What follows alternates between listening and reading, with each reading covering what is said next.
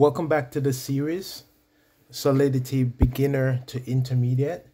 And in this video, we're going to discuss visibility in smart contracts. So what is visibility?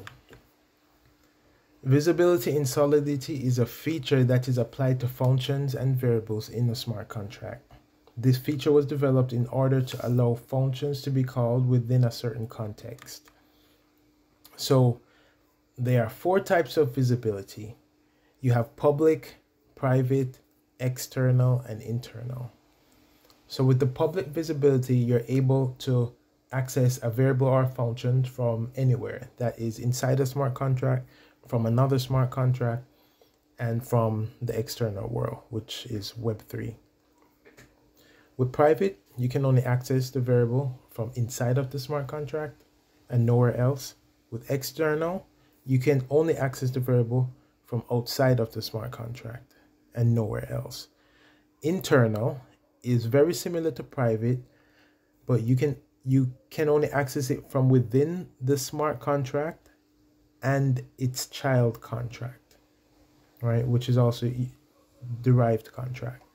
So let's go to some code examples. So let me show you exactly what that looks like.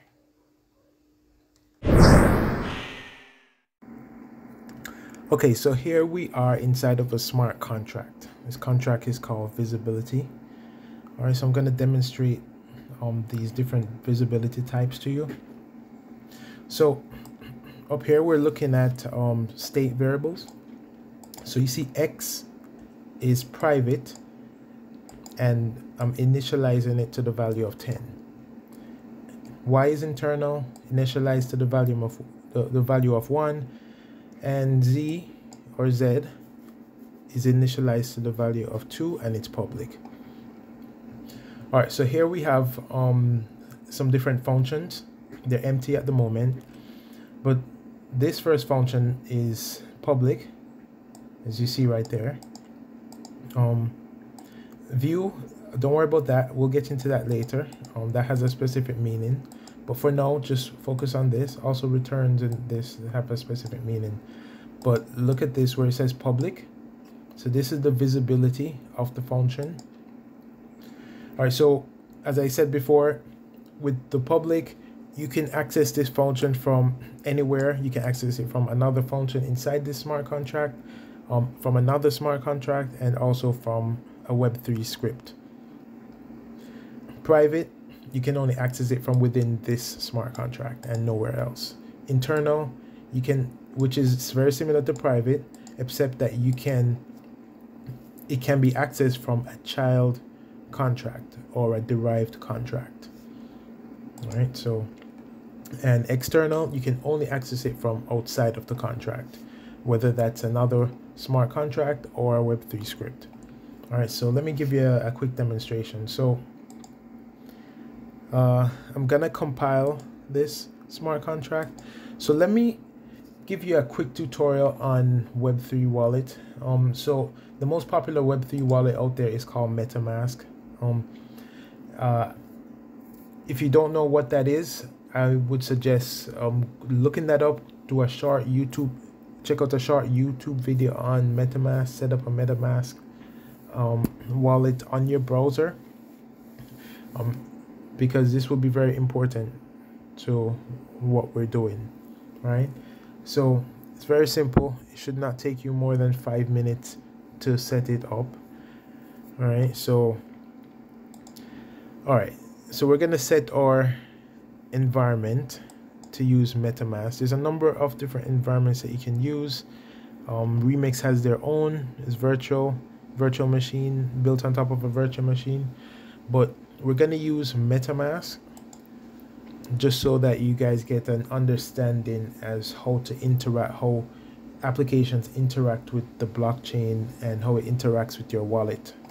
All right, so what we're gonna do now is select visibility, because that's the contract we're gonna be using. Click deploy. All right, so it's deploying this smart contract to the blockchain. So you go to your MetaMask wallet here, click confirm, and that's gonna take a few seconds to confirm. and then you're going to see the smart contract as a basic interface for the smart contract appearing right in this section as soon as that is completed.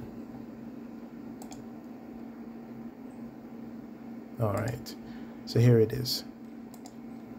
All right, so right here what you're seeing is you're seeing 3 buttons, right? And this is what you would call a Web3 script. So this is able to interact with the smart contract, and it also connects an interface. So it's like the middleman, right? So Web3 connects like a graphical interface to the smart contract, and this is what you're seeing. So there's only 3 possible interactions a Web3 script can do with this smart contract, right?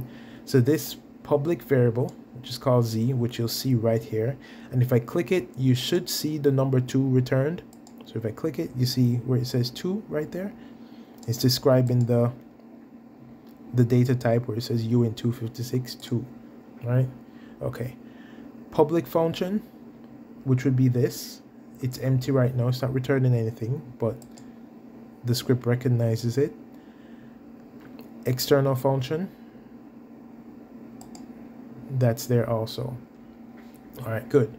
So you can see from just this example that from the Web3 script, you cannot connect to the private function because private can only be accessed from within the smart contract, and it cannot connect to the internal function because it can only be accessed from in this contract and its child contracts.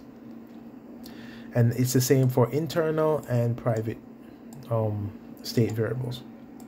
All right, good. All right, so let's remove that contract. All right, so what I'm gonna do here is I'm gonna just return some values.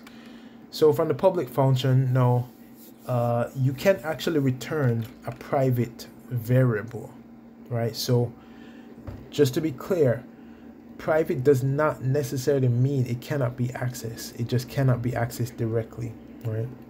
So from a public function, I can return X, even though it's private. I can't interact with X directly, but if I code it into the smart contract, I can return it from a public function, right? If I did the same in private function, it would not make a difference because it can only be accessed from within the smart contract.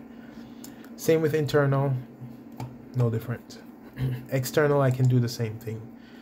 I can return either private or internal variable. So with this, let's return Y.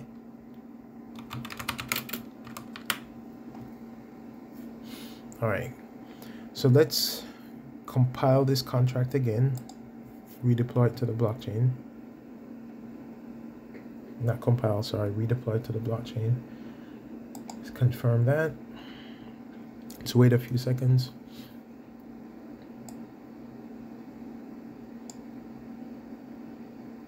All right, and there it is. All right, so those same 3 buttons again.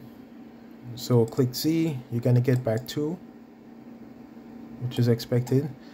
If you click public function, you're gonna get 10, which is the private variable X.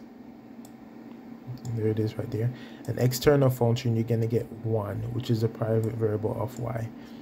So that is a basic understanding of how visibility works in Solidity.